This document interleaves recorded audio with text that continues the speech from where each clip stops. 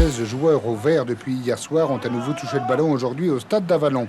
Pas d'entraînement véritable donc pour éviter l'accident toujours possible, alors que l'équipe de Giroud ne compte pas de blessés.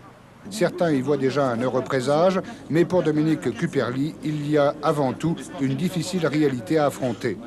Pour les joueurs, certains joueurs, c'est une grande première. Pour le club, c'en est une. On y va, pas confiant, mais disons désireux de réaliser quelque chose. Pour les Auxerrois, l'entrée est plus timide. Ils se sont fait attendre et une volée de sifflets les a précédés. Le match peut commencer. Les Auxerrois ont choisi le vent favorable. Centre-tir de Fiard. Et le vent violent favorable à Auxerre a failli tromper le gardien Damas. À la mi-temps, le score de 0-0, il vous satisfait? Oui, il était tout à fait mérité car nous avions fait une très belle première mi-temps sans nous affoler. Sur le plan défensif, ça avait été parfait et sur le plan offensif, nous avions fait plusieurs fois des belles choses. Avec le vent favorable, il est vrai, mais tout de même, c'était une très très belle première mi-temps. Nous avons vraiment joué là dans notre bon niveau. Et c'est de plus en plus difficile. Le vent cette fois est portugais et Xavier va tirer sur la barre.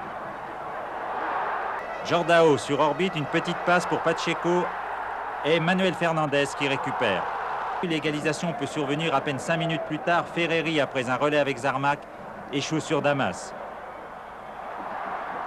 Un arrière maintenant, Mario Georges dans ses œuvres mieux qu'un ailier, il passe 4, 5, 6 Auxerrois sauf Batz. La marée verte est enrayée pour un moment, l'égalisation est toujours possible comme ici à la 75e minute pour Zarmak, mais Damas a plongé du bon côté. La relance auxerroise n'est plus vive ni précise, Charles se fait prendre le ballon par Eldon, Fernandez va laisser le ballon habilement pour Pacheco et 2-0 à la 81e minute. Les vainqueurs n'exultent même pas, ils savent bien que 2 buts d'avance ce n'est pas tout à fait suffisant pour dormir tranquille pendant les 15 prochains jours.